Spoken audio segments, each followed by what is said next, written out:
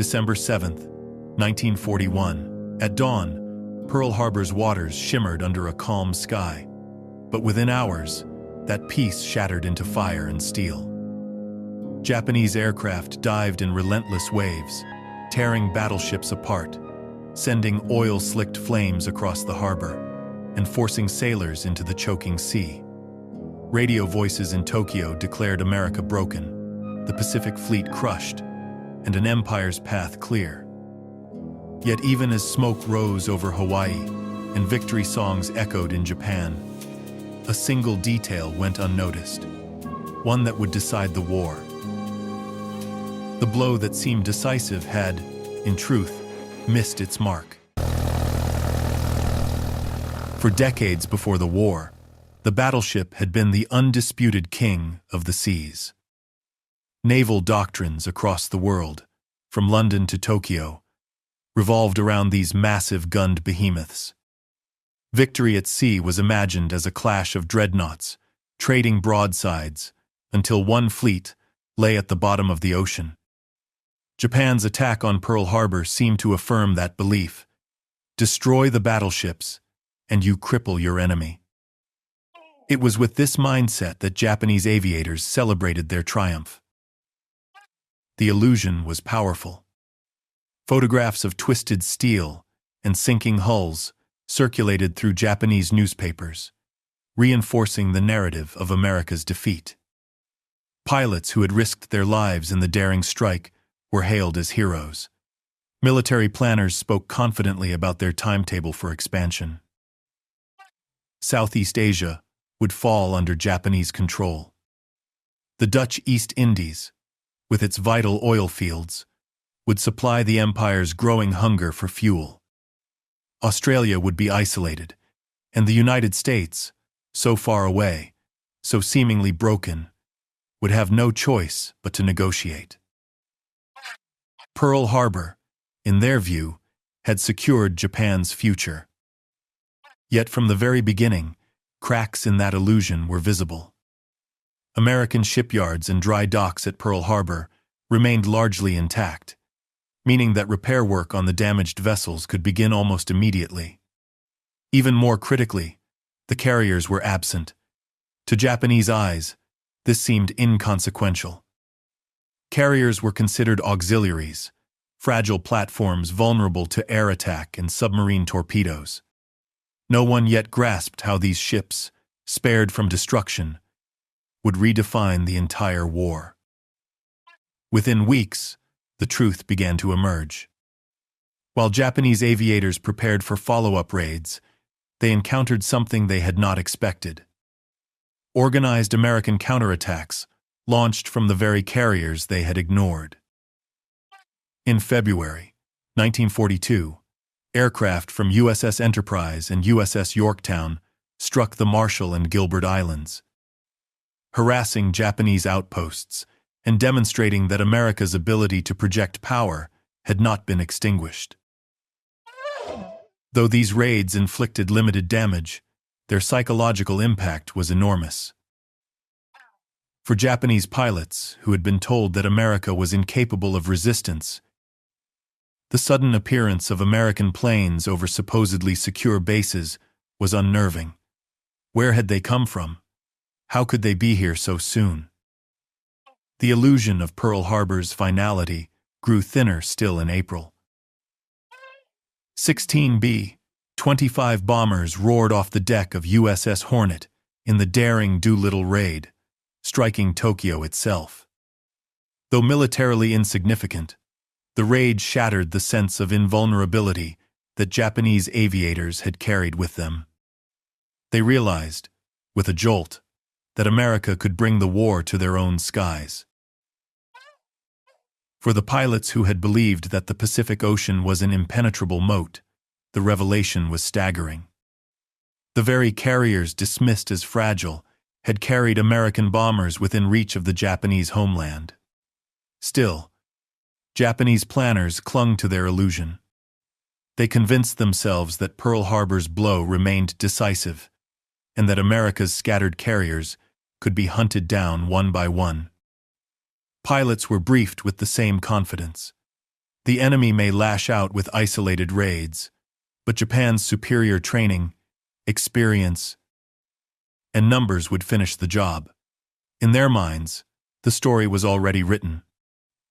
Pearl Harbor had proved America's weakness, and Japan's carriers, the pride of their navy, would reign supreme. But the cracks widened. Reports from reconnaissance flights told of American carriers appearing in multiple sectors of the Pacific at once. Pilots returning from missions whispered among themselves, "How many of these floating airstrips do the Americans really have?" Commanders dismissed the rumors, insisting that it was the same handful of carriers moving rapidly between engagements. Yet the doubts spread. Each encounter with American carrier groups, each raid that seemed to materialize out of nowhere, eroded the certainty forged at Pearl Harbor. The reality was clear to those who faced it in the skies. Pearl Harbor had not crippled America. It had forced America to fight in a new way, with carriers as the heart of its naval power.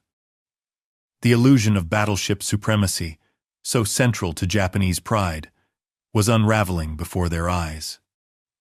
Pilots, who once believed they had destroyed an enemy, now confronted a far more dangerous foe.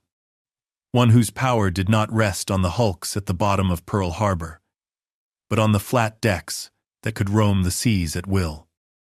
The shock of this realization seeped into every Japanese squadron. Letters recovered after the war described the creeping sense of unease.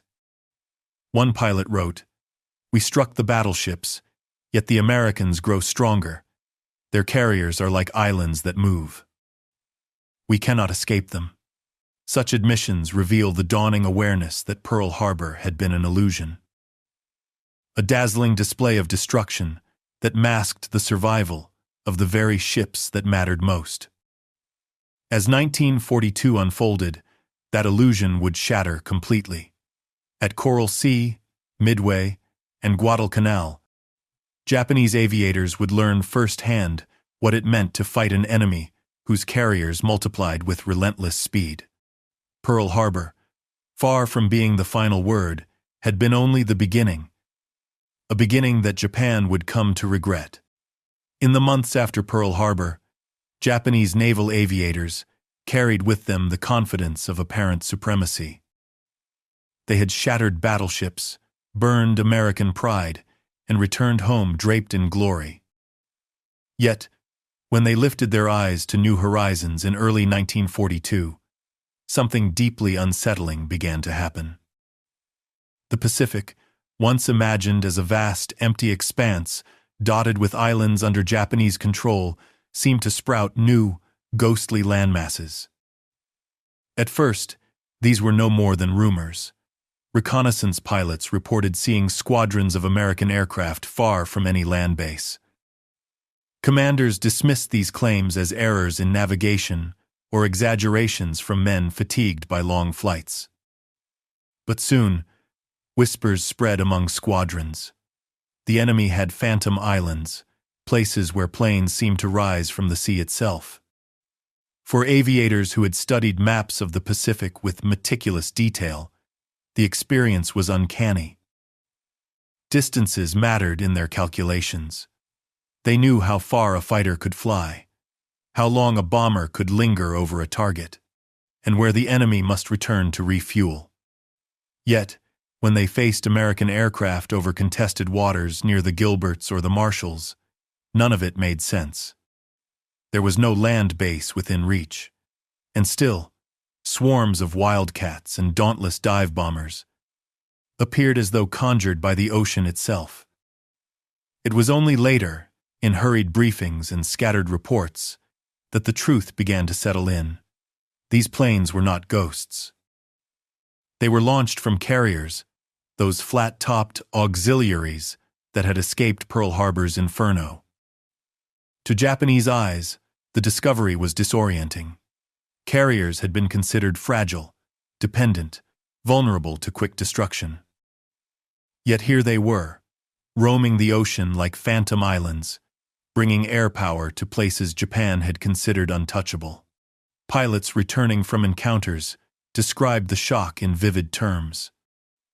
One aviator wrote in his diary, "We flew to a place where no island could exist, and still the Americans rose from the horizon. The ocean has given birth to demons." Such words reveal not superstition, but the dawning recognition that America had changed the rules. No longer was the Pacific a chessboard where range and refueling limited the reach of aircraft.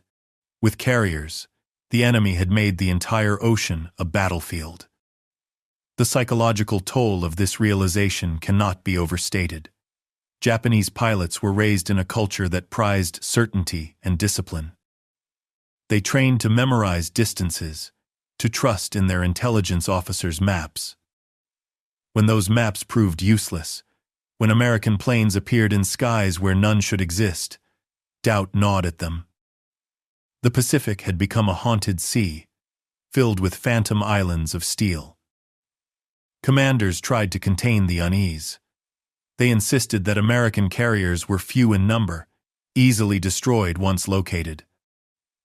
They reminded their men that Japan's carriers had already proven their superiority at Pearl Harbor and in raids across Southeast Asia. But the pilots who had seen the Phantom Islands knew better. The enemy's reach was growing, and with it, the certainty of Japanese dominance was beginning to fade. As spring of 1942 arrived, the illusion of control began to crack wider. Raids against Japanese-held positions grew more frequent, more coordinated. Each time American carriers appeared, it felt less like coincidence and more like inevitability. Pilots began to mutter the question that haunted their cockpits: how many carriers do the Americans truly have? The truth that America's shipyards were already building replacements faster than Japan could destroy them remained hidden from those aviators. All they had was the evidence of their eyes, and what they saw was terrifying. The Phantom Islands were not illusions. They were the future, and they were multiplying. The first great test of this new reality came in May of 1942. The battle would take place not over islands or harbors, but across the empty waters of the Coral Sea, and it would forever alter how Japanese pilots viewed their enemy. For the first time in history, two opposing fleets clashed without their surface ships ever firing directly upon one another. Instead, the carriers became both sword and shield, launching waves of aircraft that fought in the skies hundreds of miles from the ships themselves. For Japanese naval aviators, it was a revelation. The war had shifted from gunnery duels to battles waged in the clouds. Japanese planners entered the Coral Sea campaign with confidence. Their intelligence suggested that American forces were stretched thin, clinging to a handful of surviving carriers. The Imperial Navy intended to seize Port Moresby, threatening Australia and tightening its grip on the South Pacific. Pilots were briefed that their superior training, combined with Japan's seasoned carriers, Shokaku and Zuikaku, would crush whatever opposition the Americans could muster. Yet the battle unfolded differently. From the moment their aircraft encountered American squadrons, Japanese aviators realized they were not facing scattered remnants. They were facing determined, organized carrier groups that fought with coordination and resilience. American carriers, Lexington and Yorktown, launched strike after strike, meeting Japanese sorties head-on. The skies filled with the thunder of engines, the flash of tracer fire, and the lethal arcs of dive bombers plummeting toward decks. For Japanese pilots, the shock came not only from the ferocity of American resistance, but from its persistence. They expected a quick victory, overwhelming an inferior enemy. Instead, they encountered squadrons that kept returning, replenished with unnerving speed. Even when losses were inflicted, new aircraft seemed to take their place. The battle was costly on both sides. Japanese pilots succeeded in damaging Yorktown and sinking the oiler Neosho. They inflicted heavy casualties and believed, briefly, that victory was in hand. But then came the staggering loss of their own light carrier, Shoho, engulfed in flames as American dive bombers tore through its decks. Survivors staggered back to base, whispering of the horror. Shoho is sunk. For men raised to believe in Japan's naval supremacy, it was the first bitter taste of vulnerability. The larger carriers, Shokaku and Zuikaku, also suffered.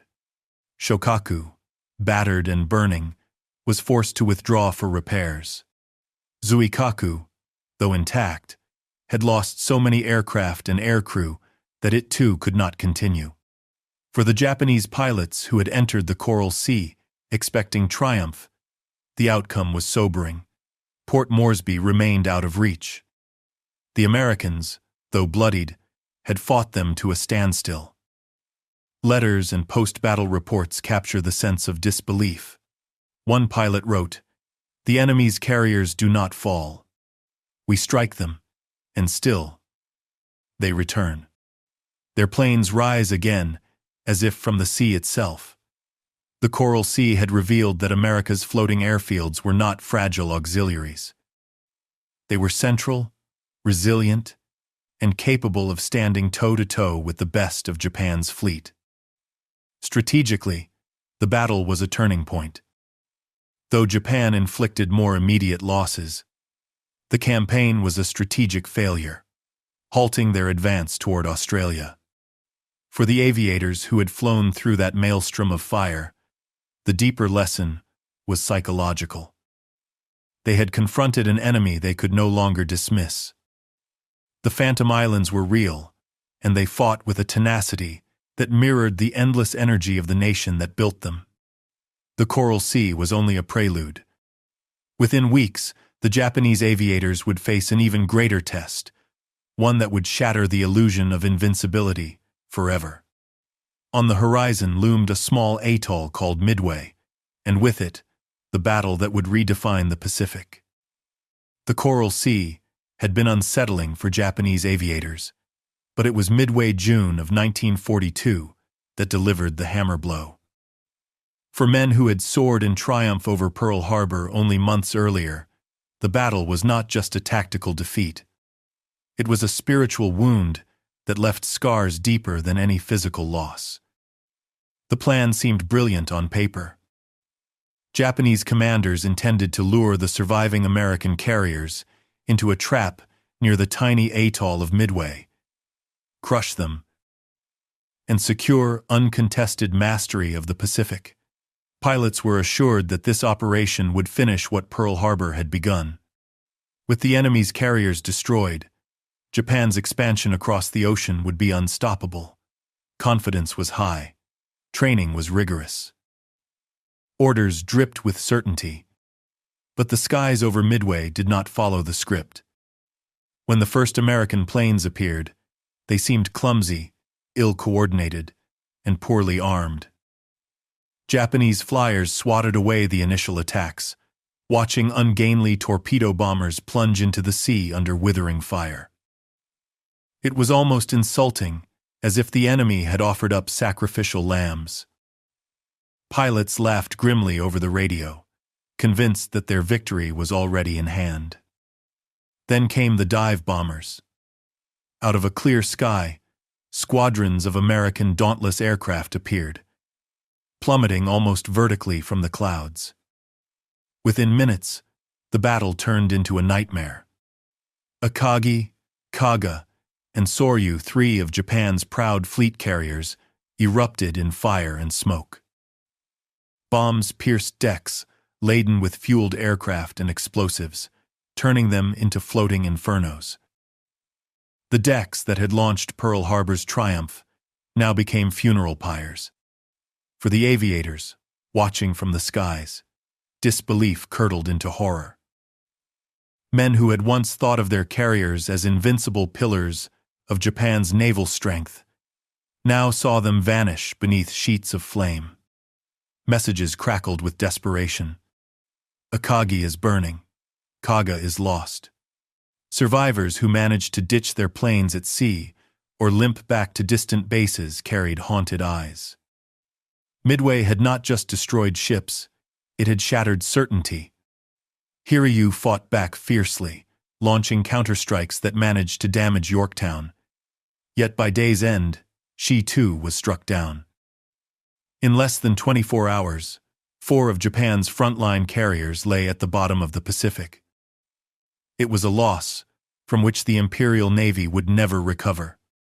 For the pilots who survived, the psychological collapse was almost worse than the material blow. They had been told that Pearl Harbor had crippled America. Yet in half a year, the Americans had not only rebuilt their strength, but unleashed a counterstroke that annihilated Japan's best. Diaries reveal the disorientation. "We believed ourselves masters of the sea," one aviator wrote, "but the sea itself now belongs to the enemy." The shift was immediate. After Midway, Japanese naval aviators flew with the knowledge that their enemy's carriers were not a fragile handful but an expanding fleet. Each new encounter became tinged with dread. The Phantom Islands had multiplied, and Midway was the proof that they could destroy as well as defend. For centuries, naval supremacy had been defined by battleships. At Midway, that era ended. The carriers were no longer auxiliary tools. They were the war itself. And in that new reality, America held the advantage. Japanese aviators, once the hunters, were now the hunted. If Midway was the thunderclap, Guadalcanal was the storm that followed. From August 1942 through early 1943, Japanese naval aviators found themselves locked in a grinding struggle over a jungle-covered island whose name would become synonymous with exhaustion and despair. At first glance, Guadalcanal seemed an unlikely prize, a remote strip of land in the Solomon Islands, covered in dense jungle and oppressive humidity. Yet the Americans understood its value. Control of Guadalcanal meant control of the sea lanes between the United States and Australia, a lifeline that Japan desperately wanted to cut. The unfinished airstrip at Henderson Field became the fulcrum of the campaign, and it was the carriers that made its defense possible.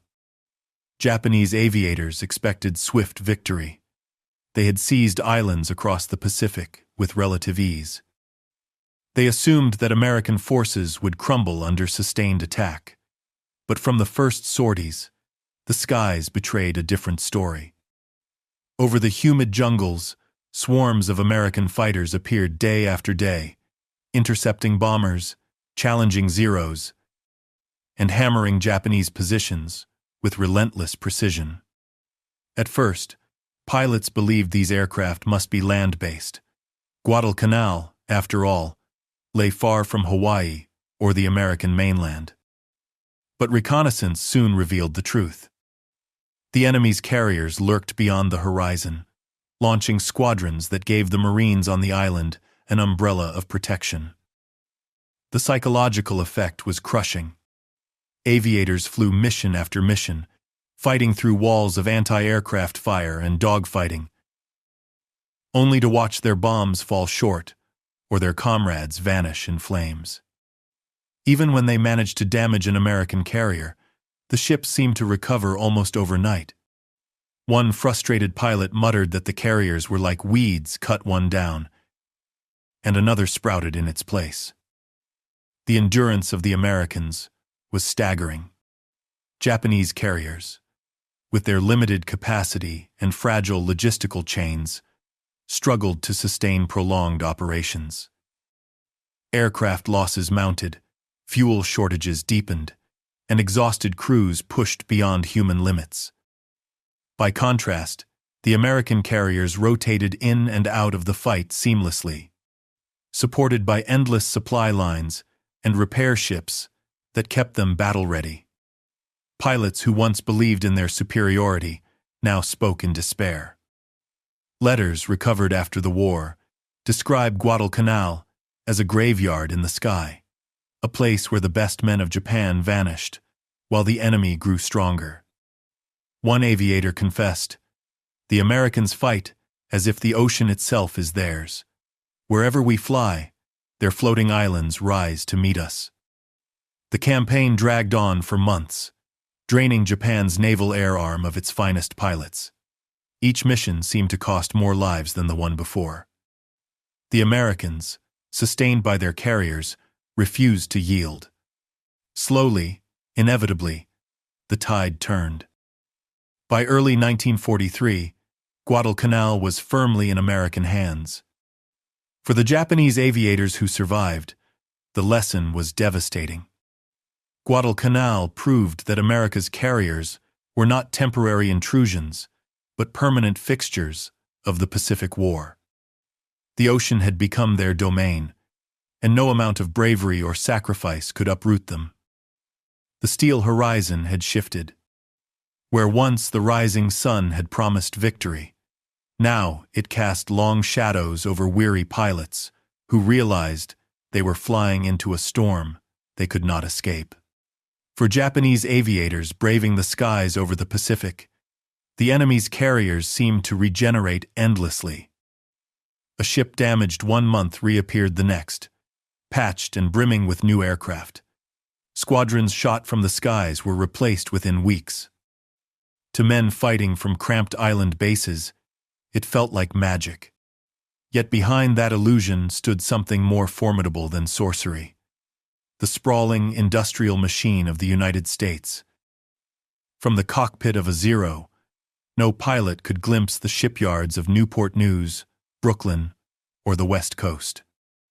They could not see the miles of steel mills in Pennsylvania, the roaring furnaces in Ohio, or the assembly lines in California that churned without rest. But the evidence was before their eyes. Carriers multiplying at a speed that defied their training and imagination. Japan's naval strategy had been built on a traditional assumption that carriers took years to build, demanded scarce materials, and could not be replaced quickly. Japanese yards, staffed by highly skilled craftsmen, labored carefully on each vessel, often taking more than 3 years to complete a single carrier. Their supply chains strained under shortages of steel, copper, and oil. Every loss was irreplaceable.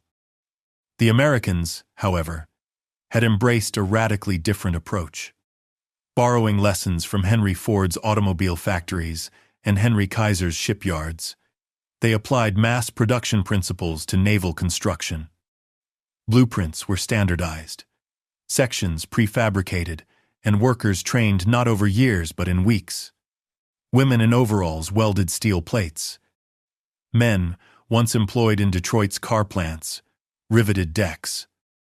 Across the nation, entire industries pivoted to one purpose: building ships faster than they could be sunk. The results were staggering. Essex-class carriers, larger, faster, and more advanced than anything Japan had fielded, rolled out of American yards at a pace that stunned even their own admirals. Between 1943 and the end of the war, more than 24 were launched, enough to dwarf Japan's entire pre-war carrier force. Each one carried nearly 100 aircraft, supported by radar, advanced fire control, and hardened defenses. To Japanese pilots, these ships seemed immortal. They would hear reports that Yorktown or Enterprise had been crippled, only to face them again months later, their decks spotless. Squadrons replenished. The illusion of invulnerability was born not of indestructible steel, but of an industrial base so vast that no single battle could cripple it. The supply chains feeding these carriers were just as daunting. Oil from Texas fields, aluminum from the Rockies, rubber from South America, and food from America's farmlands all flowed into the machine. Every ship was sustained by an army of supply vessels, oilers, repair tenders, ammunition ships that shadowed the fleets across the ocean. Japanese pilots noted bitterly that the enemy never seemed to run short of fuel or bombs. Their own missions were constrained by dwindling reserves, while the Americans launched sortie after sortie without hesitation. Letters captured after the war reveal the disbelief. One Japanese aviator wrote, "We burn their decks, but new ones appear. They fight as if the sea itself produces their ships." Another compared the experience to battling a Hydra cut off one head, and two more emerged. For men who had been taught that bravery and discipline could overcome any obstacle, the realization was crushing. Valor meant little against an opponent who could replace every loss before the smoke cleared. The factories behind the fleet had become the true battlefield of the Pacific, and on that field, Japan could not compete. By late 1942 and into 1943, the war in the Solomon Islands ground into a brutal test of endurance. The campaign stretched from Guadalcanal through New Georgia, Columbangara, and Bougainville, a chain of islands whose jungles and reefs became soaked with blood. For Japanese aviators, the skies over the Solomons were a crucible, where hope withered and despair took root. Each mission carried the same grim pattern. Squadrons rose from bases at Rabaul or Truk, flying long, exhausting routes over open sea. Their targets were convoys, airfields, or American carriers rumored to lurk beyond the horizon. And time after time, before they even reached their objectives, enemy fighters were waiting. Wildcats, then Hellcats, bristling with guns, descended in disciplined formations. For every Japanese pilot who fell in fire, another American seemed to take his place. The psychological weight was unbearable. Japan's elite aviators, men who had honed their skills in years of rigorous training, were being cut down at an unsustainable rate. Their replacements were younger, less experienced, rushed through abbreviated courses that could not match the rigorous pre-war standards. Against them stood American squadrons that grew stronger by the month, trained in vast numbers back home, and fed continuously into the carrier fleet. Japanese flyers described the feeling in their diaries. "It is as if the sky itself belongs to the enemy." Another scrawled a haunting metaphor. "We fight the wind with swords. No matter how many times we strike, it does not break." The carriers were the source of this despair. They were never absent, whether attacking a convoy or defending an island. Japanese pilots found themselves shadowed by floating airstrips that could launch waves of planes. Even when losses mounted, new squadrons lifted off decks, glistening in the Sunday. Aviators joked bitterly that the enemy's carriers were like mountains adrift, immovable, eternal, always looming on the horizon. Every encounter seemed to erode confidence further. A pilot might watch half his squadron vanish in a single mission, only to be ordered aloft again the next day. Exhaustion gnawed at them. Aircraft maintenance faltered under shortages of fuel and spare parts. Engines failed, weapons jammed, and planes fell into the sea before even meeting the enemy. Meanwhile, the Americans flew modern, well-supplied aircraft with radar support, guiding them into battle. By 1943, the Solomons had become what many Japanese aviators called the graveyard of the air. It was not one decisive clash, like Midway, but a relentless bleeding away of Japan's finest. Every pilot lost was irreplaceable. Every carrier sunk was a wound that could not be healed. Yet the Americans never seemed to weaken. Their carriers kept coming, their squadrons kept multiplying, and the shadow of their floating airstrips grew ever darker. The despair reached deep into morale. Letters home, some intercepted by Allied intelligence, spoke of hopelessness. "We cannot match them," one aviator admitted. "We give our lives, but their ships do not vanish. The ocean is theirs." In the Solomons, the myth of Japanese superiority died a slow death. It was not shattered in a single blow, but eroded mission by mission, until even the bravest pilots recognized the truth. They were not fighting merely against men or machines. They were fighting against a nation whose factories, fleets, and carriers had turned the Pacific into their domain. By mid-1943, a phrase began circulating quietly among Japanese aviators: the American Hydra. Like the mythical beast that sprouted new heads each time one was cut off, the United States carriers seemed to multiply whenever Japan struck. The metaphor was whispered in barracks, scribbled in diaries, and muttered after missions that had ended in slaughter. The feeling was not born from imagination. Pilots returning from battle zones reported the same phenomenon again and again. We sank one. But another appeared. Aircraft destroyed in one clash reappeared in the next, flown by fresh pilots whose numbers seemed limitless. To exhausted aviators, the carriers became something more than ships. They became a supernatural enemy, one that could not be destroyed by human effort alone. The perception grew sharper during the Central Pacific campaigns. At Tarawa, Kwajalein, and the Marshall Islands, Japanese flyers encountered waves of American aircraft, launching from carriers that patrolled just beyond the horizon. Even when they managed to damage an enemy flat top, word would come within weeks that it had returned to battle, patched, replenished, and as deadly as before. For men who had grown up believing in the supremacy of the Imperial Navy, the realization was devastating. It was not simply the numbers that broke morale, but the rhythm of American operations. Carrier groups rotated seamlessly, ensuring that no single ship bore the brunt of combat for long. Damaged vessels withdrew only to be replaced instantly by others. Pilots came to believe that they were not fighting against a finite fleet, but against an endless cycle of floating airstrips. The image haunted them. Letters captured by Allied intelligence painted grim pictures of despair. One Japanese pilot wrote, "The enemy's carriers are like mountains drifting across the sea. They cannot be destroyed.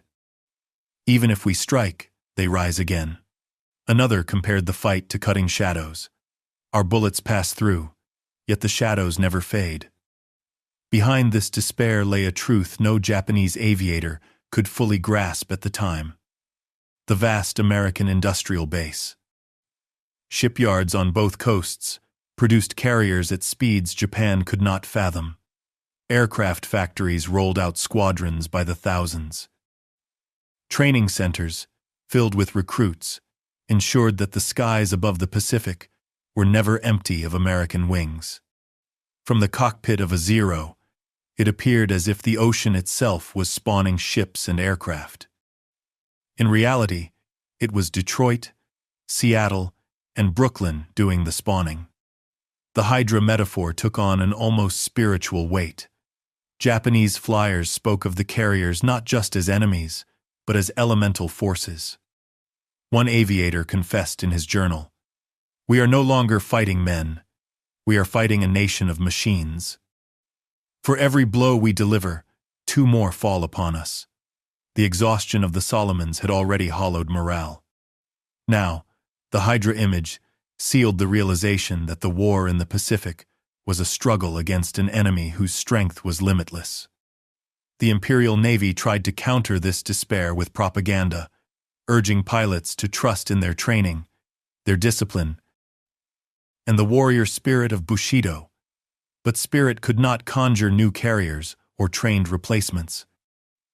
Every sortie eroded Japan's elite air arm further, while America's Hydra seemed only to grow. By late 1943, the Hydra was no longer a metaphor whispered in fear. It was the daily reality of every mission. American carriers loomed over every horizon, and Japanese pilots flew, knowing that even if they struck a decisive blow, it would not matter. The heads of the Hydra would grow back, stronger and more numerous than before. When morale could sink no lower, Japanese commanders turned to desperation. By late 1944, as American carriers pressed relentlessly toward the Philippines and Okinawa, the Imperial Navy unleashed a tactic that horrified the world and defined the final phase of the war: the kamikaze. For years, Japanese pilots had been raised to believe in the virtue of sacrifice. The code of Bushido exalted death in battle as the highest honor. But deliberate suicide missions, the choice to crash one's plane into an enemy ship, represented a stark departure even from those traditions. It was not born of culture alone, it was born of despair. The carriers had become unassailable symbols. Torpedo attacks failed against their concentric defenses. Dive-bombing raids were shredded by fighters and anti-aircraft fire. Even when damage was inflicted, the Americans repaired their ships quickly and returned them to battle. Japanese aviators knew the truth. Conventional tactics could no longer break the floating airstrips. And so the command came: use yourselves as weapons. The first kamikaze strikes shocked American sailors. Pilots, barely out of adolescence, aimed their aircraft directly into flight decks, engines screaming as they dove. Explosions ripped across carrier surfaces, fires erupted, and crews were killed in terrifying numbers. Survivors recalled the sight of wings folding in flames as enemy planes turned into guided bombs. For the Japanese pilots ordered into these missions, the choice was both terrifying and inevitable. Diaries recovered after the war reveal their inner torment. Some wrote with steely resolve, "If my life can sink one of their floating airfields, then it will have meaning." Others confessed dread. "I do not wish to die this way, but our commanders say there is no other hope." The tactic reflected not strength, but weakness. Japan's industrial base was collapsing. Experienced pilots were gone, replaced by youths with only a few dozen hours of training. Fuel shortages grew so severe that practice flights were cut to the bare minimum. In that context, the kamikaze seemed like the only weapon left human lives hurled against steel decks in an attempt to turn despair into damage. Yet even this desperate measure failed to stop the carriers. American damage control was relentless.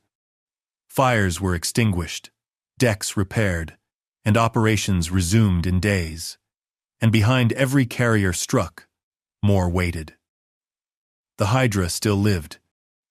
For Japanese aviators, the irony was cruel. Even in death, their sacrifice could not erase the enemy's floating airstrips. Each kamikaze flight was both an act of defiance and a silent admission. They could not defeat the carriers through ordinary combat. They could only hurl themselves into steel and hope to dent the inevitable. The psychological cost was immense. Surviving aviators watched their comrades vanish one by one, swallowed in fire. They understood that their nation's leaders had run out of options, and that their own lives were being spent as the last currency of a war already lost. By the spring of 1945, the kamikaze had become the emblem of Japan's desperation. The once proud naval air arm, which had triumphed at Pearl Harbor and struck fear across the Pacific, now sent its sons to die in flames against the steel decks of American carriers. The floating airstrips had broken not just Japan's fleet, but its spirit. By the final months of 1945, the once proud naval aviators of Japan no longer spoke of victory. Their diaries, letters, and after-action reports carried the tone of resignation, disbelief, and even mourning for a world that had slipped beyond their grasp. The floating airstrips of the United States had not only outfought them, they had outlasted them, outproduced them, and redefined the very terms of naval war. The Battle of the Philippine Sea, in June of 1944, remembered bitterly in Japan as the Great Marianas Turkey Shoot, epitomized this collapse. Japanese commanders sent hundreds of planes against the American fleet, hoping to halt its advance toward Saipan. What unfolded was a massacre. The skies above the Philippine Sea filled with desperate Japanese sorties, but American carrier fighters, supported by radar and disciplined coordination, cut them down in staggering numbers. More than 300 Japanese aircraft were lost in a single day, most to the swarming Hellcats launched from American decks. For the pilots who survived, the shock was unbearable. Training that had once given them confidence proved useless against the precision of radar-directed intercepts. Their Zero fighters, legendary at the start of the war, were now hopelessly outmatched by faster, sturdier American planes that launched by the dozen from carriers that never seemed to empty. One pilot wrote afterward, "We were lambs sent to the slaughter. The sky was filled with them, endless, merciless, inevitable." This catastrophic loss was more than a battle. It was the death of Japanese naval aviation as a decisive force. The Imperial Navy had poured its last reserves of aircraft and trained pilots into the fight, only to see them consumed by the carrier Hydra. The Americans, by contrast, seemed to absorb the clash without strain. Damaged carriers withdrew, others replaced them instantly, and the advance toward the Marianas continued without pause. As the year wore on, Okinawa brought the final grim testament. Waves of kamikaze pilots hurled themselves against American task forces, striking carriers in fire and fury. Yet even at their most desperate, these attacks failed to alter the course. Damage was repaired, flight operations resumed, and the floating airstrips kept launching strikes day after day. Japanese aviators could no longer deny the truth. Their war in the skies was over. The carrier had ended it. The cultural impact of this collapse cannot be overstated. For a generation raised to believe in the invincibility of the rising sun, the realization that their nation's most elite weapon had been broken was shattering. The end of the era was not just military, but spiritual. Naval aviation, once the jewel of Japanese power, lay in ruins. And on the horizon, still, the carriers floated steel islands that refused to sink, symbols of an enemy whose reach had become absolute. The era of the battleship, once the crown of naval pride, was gone. In its place stood the age of the carrier, written in the smoke of Japanese defeat and the shadows of those decks that stretched across the Pacific. When the war finally ended, in August of 1945, surviving Japanese aviators faced a silence more suffocating than battle. The carriers that had haunted them still roamed the seas, now as victorious symbols of a new world order. For the men who had once believed in their own superiority, the memory of those floating airstrips would remain as vivid scars. In post-war testimonies, many pilots described the carriers in mythical terms. They were not ships, but moving islands, nations afloat. One veteran wrote bitterly, "We were taught that honor and spirit were stronger than machines, but in the end, the machines kept coming. They did not tire, they did not bleed, they were eternal." This legacy extended beyond memory. The entire philosophy of naval warfare shifted in the aftermath. Battleships, once the standard of maritime dominance, became relics almost overnight. Carrier groups became the core of global power projection. Every navy that hoped to matter studied the lessons of the Pacific, but none could match the scale of what the United States had achieved. For the Japanese aviators, this transformation was a cruel vindication of the enemy they had fought. Their sacrifices, their desperate courage, their comrades, who had dived in flames, all had been swept aside by the relentless power of industrialized carriers. The age of naval aviation had not ended. It had been reborn under American banners. And yet, within the bitterness, there was also a strange respect.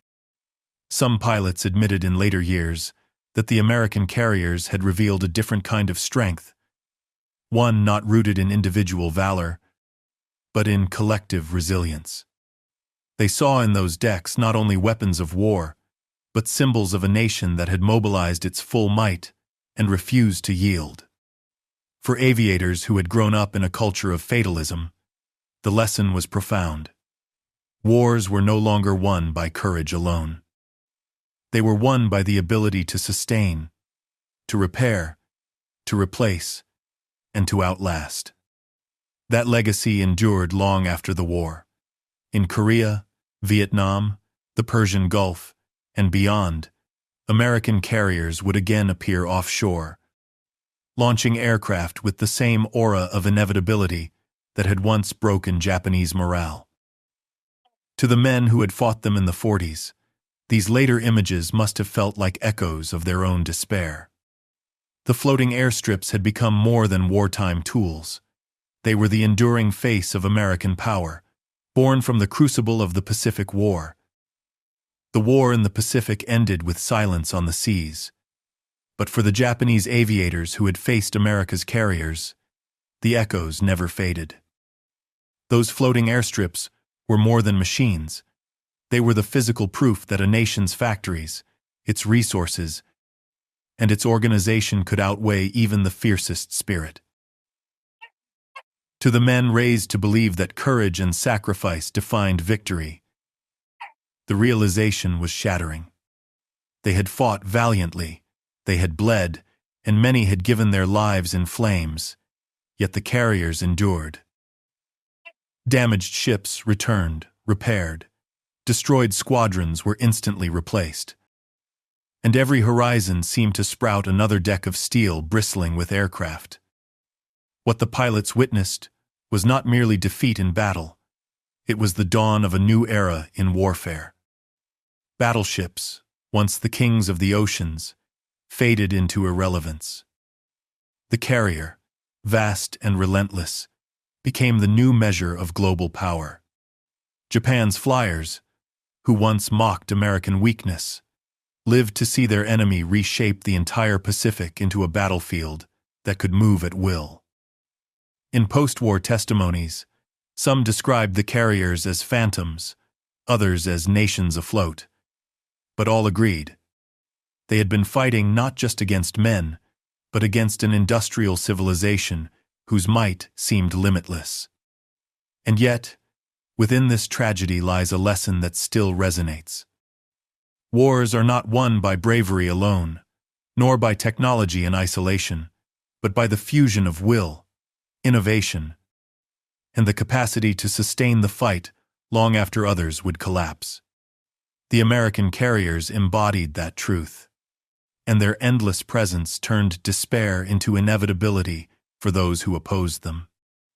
For the Japanese aviators, the war ended not with a single battle, but with the haunting certainty that their enemy had mastered a weapon of permanence, one that would dominate the seas for generations.